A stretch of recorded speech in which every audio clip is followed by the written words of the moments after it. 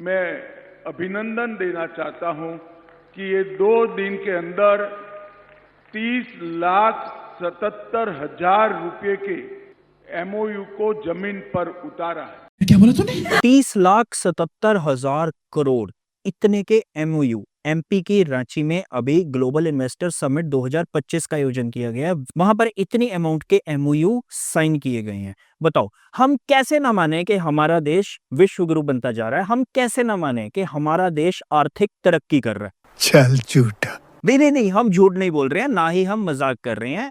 दिल से खुशी होती है जब ऐसी खबरें सुनने को मिलती हैं कि इतने के एमओयू साइन किए गए इन्वेस्टर्स मीट के अंदर। मतलब इतना पैसा लोग बिजनेसेस के अंदर लगा रहे हैं, सरकार के साथ डीलिंग्स चल रही हैं ताबड़तोड़। साथियों, भारत के इतिहास में ऐसा अवसर पहली बार आया है जब पूरी दुनिया भारत के लिए इतनी ऑप्टिमिस्टिक है। तो हमें भी थोड़ी सी उत्सुकता हुई कि हम भी थोड़ा और गहराई से जाने कि ऐसी कौन सी इन्वेस्टर समिट हुई है। देखने को क्या मिला, ये हे प्रभु, हे हरि राम कृष्ण जगन्नाथ प्रेमानंद, ये क्या हुआ? नहीं, अब हम यहां पर इनको गलत भी नहीं कह सकते, हक बनता है इनका। 30,77,000 करोड़ छोटी अमाउंट नहीं होती। इतनी अमाउंट अगर इन्वेस्ट करेंगे तो बदले में खाना तो उसकी तो उम्मीद कर ही सकते हैं। हाँ, सरकार की तरफ से प्लेटों में कमी रह गई तो बेचारे इन्वेस्टर्स भी क्या करें, प्लेटें तोड़नी पड़ी। फिर भी आपको इनके सब्र की दाद देनी चाहिए। सिर्फ प्लेटें तोड़ी गई हैं, एक दूसरे का खाने के पीछे सिर नहीं फोड़ा। वरना आज देश की जो हालत है, आज देश में जो भूखमरी का पैमाना है, सिर फोड़ना तो बनता था।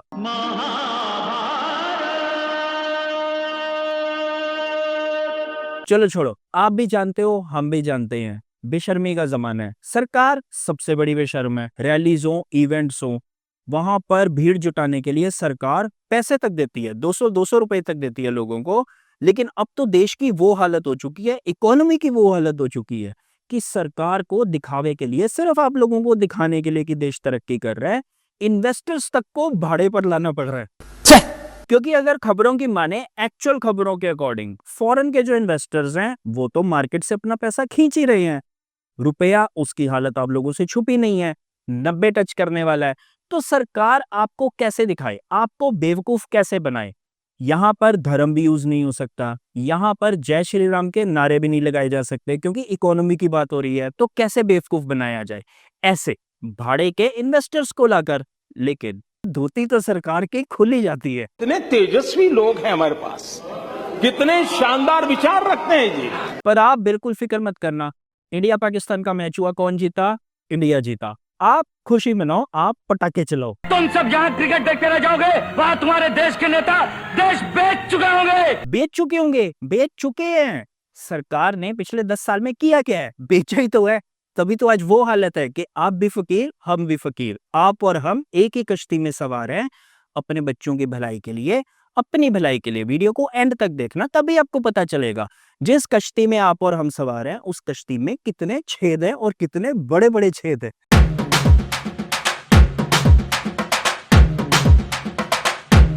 अरे हम तो फकीर आदमी हैं, झोला लेके चल पड़ेंगे जी। एक बात तो आप हमसे लिखवा लो, एक बात तो पक्की है, जब तक देश के अंदर टेक्नोलॉजी के ऊपर बात नहीं होगी, फ्यूचर के ऊपर बात नहीं होगी, जॉब्स के ऊपर बात नहीं होगी, यूथ एम्पावरमेंट के ऊपर बात नहीं होगी, पढ़ाई लिखाई के ऊपर बात नहीं होगी, देश जब तक धर्म के नाम पर फंसा रहेगा, आस्था के नाम पर फंसा रहेगा, जय श्री राम, हिंदू खतरे में है, ऐसे नारों में उलझा रहेगा, देश का बेड़ा गर्क ही होने वाला है और कुछ नहीं होने वाला। मैं अपनी ये युवा बेटियां जो है, इनसे कहूंगी गांठ बांध लें और इस बात का प्रण लेके जाएं कि आप जब माँ बनेगी तो कम से कम 5 बच्चे पैदा करेंगी। आजकल एक आम आदमी को धर्म के नाम पर, आस्था के नाम पर बेवकूफ बनाना, उसको डराना सबसे ज्यादा आसान है। तो मेरा नाम है दीपक गोयल और मैं डिजिटल फोटो स्नान कराता हूँ यहाँ संगम महाकुंभ में। तो इस तरह से आप डिजिटल कुंभ स्नान संगम पे कर सकते हैं और मेरा स्टार्टअप है। नहीं, सीरियसली, सरकार ने आपको क्या बोला? 144 साल बाद ऐसा योग बन रहा है महाकुंभ का। ऐसा कुंभ आ रहा है कि जिसके अंदर अगर आपने स्नान नहीं किया तो आपका जीना ही व्यर्थ है। पहली बात, इसका कोई सबूत नहीं है सरकार के पास कि ये 144 साल बाद वाला जो इन्होंने जुमला फेंका है वो सही है। और झूठा प्रचार 144 साल की तो बात ही झूठी है। दूसरा, यूपी सरकार के सीएम वो संसद में खड़े होकर किस तरह का झूठ बोलते हैं, हालांकि सीपीसीबी की रिपोर्ट आ गई थी, उसके बाद भी किस तरह का झूठ उन्होंने बोला कि गंगा का पानी बिल्कुल साफ है, नहाने योग्य भी है, आचमन के योग्य भी है, मतलब पीने के योग्य भी है। संगम का जल स्नान करने लायक भी है और आचमन करने लायक भी है। अब उसका नतीजा क्या हो रहा है? उसका नतीजा आप इस एग्जाम्पल से समझो। रंजीत कुमार 57 साल के, रांची के रहने वाले, इनका क्या कहना है कि जब से ये कुंभ से वापस आए हैं इनके शरीर पर जबरदस्त खुजली हो गई है, रैशेस पड़ गए हैं। अब ये हॉस्पिटल में इलाज करवा रहे हैं, उसकी दवाइयां ले रहे हैं। हॉस्पिटल्स का ये कहना है कि भीड़ अचानक से बढ़ गई है। जो लोग कुंभ से वापस आ रहे हैं उनको गैस्ट्रो इन्फेक्शंस, पेट की बीमारियां, वॉमिटिंग, लूज मोशंस, ये सब हो रहा है। मतलब सिंपल भाषा में आपको समझाएं, महाकुंभ में गई थी आम जनता पाप धोने के लिए, और आज आलम यह है कि अपना पिछवाड़ा धोते धोते तंग आ गई है। साला छोटी गंगा बोल के नाले में खुदा दे। सर मुझे ऐसा ही होता है जब एक बाबा जिसका साइंस से कोई लेना देना नहीं है, जिसने कभी साइंस जिंदगी में पढ़ी भी नहीं होगी, कितना पढ़ा लिखा है वो भी नहीं पता, वो जब विधानसभा में खड़े होकर कुछ भी झूठ लोगों को चिपकाना शुरू कर देता है। 144 साल बाद ऐसा योग बन रहा है, बहुत भव्य आयोजन है, पूरी व्यवस्था का इंतजाम है, इस तरह की फालतू बातें करनी शुरू कर देता है, तो लोग जो ऑलरेडी धर्म के नशे में पागल हुए हैं, धर्म के नशे में पूरी तरह से चूर हैं, वो भी पहुंच जाते हैं भीड़ बनकर। नतीजा, या तो भीड़ में कुचले जाते हैं, और अगर कहीं बच जाते हैं तो जब वापस आते हैं तो उनको 70 तरह की बीमारियां लगी होती हैं। और अभी मुख्यमंत्री का लेटेस्ट बयान कि महाकुंभ के अंदर जो जिस भावना से गया है उसको वहीं वहां पर मिला है। जैसे गिद्धों को वहां पर लाशें मिली हैं और सूअरों को वहां पर गंध मिला है। महाकुंभ में जिसने जो तलाशा उसको वह मिला, गिद्धों को केवल लाश मिली, सूअरों को गंदगी मिली। मतलब हमारे मुख्यमंत्री के अकॉर्डिंग जो सीपीसीबी है वो तो हो गई सूअर, क्योंकि उसी ने गंद के बारे में बताया, उसी ने बताया कि भैया ये नदी का पानी नहीं है, अब ये नाले का पानी बन चुका है। और जो लोग जिन्होंने वहां पर भीड़ के नीचे कुचले जाने पर अपनों को खोया, जिनकी लाशें उनके घर पर पहुंची, वो लोग हमारे मुख्यमंत्री के अकॉर्डिंग शायद गिद्ध हैं। सर मुझे आप एक काम करो, जहां पर आपको बीजेपी वाले, आरएसएस वाले, कोई बाबा, कोई स्पिरिचुअल गुरु, इनमें से कोई भी मिलता है, वहां से तुरंत भाग जाओ या फिर उनको भगा दो, क्योंकि अगर आप थोड़ी देर में इनके साथ रुकोगे तो आपको गोबर में गोल्ड और गोल्ड में गोबर दिखना शुरू हो जाएगा। और ऐसा हम नहीं कह रहे हैं, ऐसा एक आम इंसान जो आज दुखी हो चुका है सरकार से, उसका कहना है। क्या करते हो चूतियापन का? हमारी तो फुल सपोर्ट है हमारे प्रधानमंत्री जी के साथ। आपको तो अच्छे से पता है कि हम कितनी रिस्पेक्ट और कितना प्यार करते हैं हमारे प्रधानमंत्री को। गजब टोपीबाज आदमी। टोपीबाज और हम बिल्कुल नहीं। टोपीबाज कौन होते हैं? ऐसे लोग जो अमेरिका में अगली पंक्ति में खड़े होकर के वहां के प्रधानमंत्री भी ट्रंप कहते हैं the great prime minister of India. मैं कब हो गया ये? हम समझते हैं कि हमारे प्रधानमंत्री की भी अपनी मजबूरी है, उनको ना चाहते हुए भी ऐसे टोपीबाज जो होते हैं, ऐसे ठग होते हैं, ऐसे नौटंकीबाज, इनको कहीं ना कहीं झेलना पड़ता है वोट के लिए। सब वोट का चक्कर है।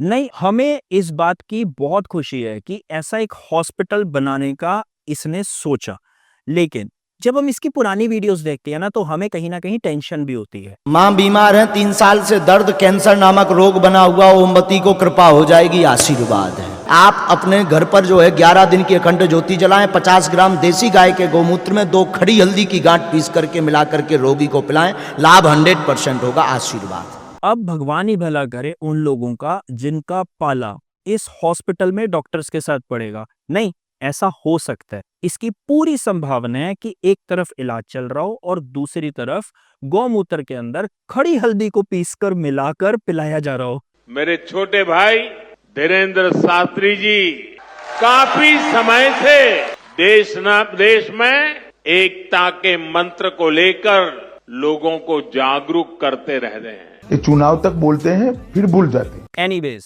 एक और स्पिरिचुअल ठग, इंग्लिश बोलने वाला, इसका भी एक लेटेस्ट कांड सामने आया है। अभी एक वीडियो वायरल हो रही है श्याम मीरा सिंह की, जो एक बहुत ही अच्छा रिपोर्टर है, इन्वेस्टिगेटिव जर्नलिज्म करता है। उसने अभी एक वीडियो बनाई है जिसके अंदर उसने ये बताया है कि किस तरह से ईमेल सामने आई है इसी बाबा के आश्रम की, जहां पर ये लिखा हुआ है कि किस तरह से लड़कियों को ब्रह्मचार्य दिलाने के नाम पर उनके ऊपर के कपड़े उतरवाए जाते थे और इससे वो लड़कियां कितनी अनकंफर्टेबल थी। अब ये खबर कितनी ऑथेंटिक है इसका तो हमें नहीं पता, लेकिन अगर धुआं उठ रहा है तो आग तो जरूर लगी होगी। और ये बाबा वैसे भी कांडी है, इसके पुराने कांड भी बहुत है न्यूज के अंदर। Today, if I want, by tomorrow evening, I can file 100 cases against you. ऐसा क्यों? क्योंकि इसको अच्छे से पता है कि इसका सिस्टम इतना भारी है, इसके इतने जबरदस्त कनेक्शन है कि कोई चाकर भी इसकी पूंछ भी नहीं पाड़ सकता। पूछ पड़ेगा मेरी। और ये ऐसा सोचे भी क्यों ना, अभी जो इसने महाशिवरात्रि का आयोजन किया था उसके अंदर वहां पर सेलिब्रेट करने चीफ गेस्ट बनकर कौन गए हुए थे? हमारे होम मिनिस्टर अमित शाह जी। तुम हमारे पास आ तो गए हो, मगर एक बात सुन लो, हमारी फौज में जो भी आता है वो वापस नहीं जाता। इसलिए हमें बिल्कुल हैरानी नहीं होती जब ये मोर बनकर इस तरह से नाचता है, क्योंकि लोगों को मरने के बाद मोक्ष प्राप्त होता है। इस बाबा को धरती पर, खासकर भारत में रहते रहते ही मोक्ष प्राप्त हो रखा है।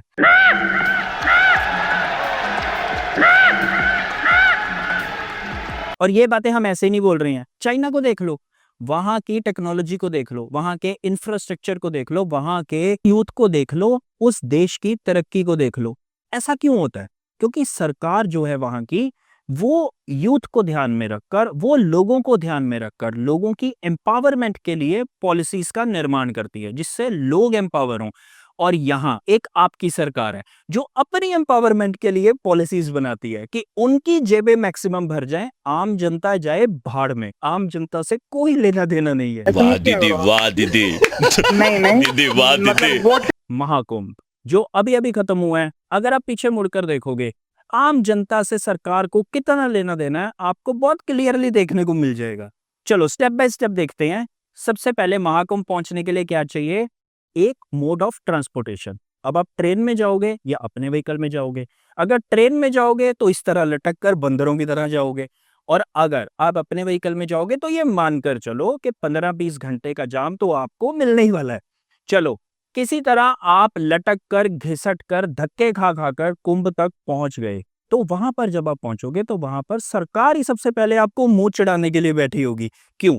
क्योंकि आप जब स्नान के लिए जा रहे होगे, आपके साथ में बिल्कुल खाली रोड होगी और वहां पर वीआईपी गाड़ियां सायरन बजाते हुए, आपको मुंह चढ़ाते हुए आपके सामने से जाएंगी, आपको ये रियलाइज कराएंगी कि आप तुच्छ प्राणी हो, आपकी कोई वैल्यू नहीं है। इतना लोग परेशान है, इतना लोग परेशान है कुंभ के नाम पर एडवर्टाइजमेंट मोदी का, और इतना खराब व्यवस्था है। चलो हम ये भी मान लेते हैं कि आप लोगों ने अपने आप को तुच्छ प्राणी मान लिया हुआ है और किसी तरह आप संगम घाट तक पहुंच गए स्नान करने के लिए। वहां पर नदी नदी बोलकर नाले के पानी में आपको स्नान करवा दिया जाएगा और आप में इतनी हिम्मत नहीं होगी कि आप सरकार से सवाल तक कर लो। हम बहुत छोटे लोग हैं, हम बहुत मामूली लोग हैं। और ऐसा हम कतई नहीं कह रहे हैं। सेंट्रल पोल्यूशन कंट्रोल बोर्ड, उसकी रिपोर्ट है जो नेशनल ग्रीन ट्रिब्यूनल को उन्होंने दी है, जिसके अंदर साफ साफ लिखा हुआ है कि पानी का जो शुद्धता का लेवल होना चाहिए जिसमें एक इंसान नहा सकता है, उससे 20 गुना ज्यादा सड़ा हुआ पानी था गंगा नदी का, जिसके अंदर लोग डुबकियां लगा रहे थे, जिसको पी रहे थे। आज इस देश के अंदर हर चीज को खिचड़ी बना दिया गया, हर चीज को इतना उलझा दिया गया है कि आप अगर पूछते भी हो सही सवाल तो आपको ये अपने आप में डाउट होने लग जाता है कि आपने कहीं गलत तो नहीं पूछ लिया। इसका क्रेडिट मुझे नहीं जाता है, आप सबको जाता है। लेकिन आप बिल्कुल फिक्र मत करना, आपके जितने भी सवाल हैं वो हम पूछेंगे। कोई उसको सुने या ना सुने, कोई उसको देखे या ना देखे, घंटा फर्क नहीं पड़ता। आज नहीं तो कल लोग देखेंगे, आज नहीं तो कल ये हमारे सवाल किसी ना किसी तक तो पहुंचेंगे। India is great, be healthy, be happy.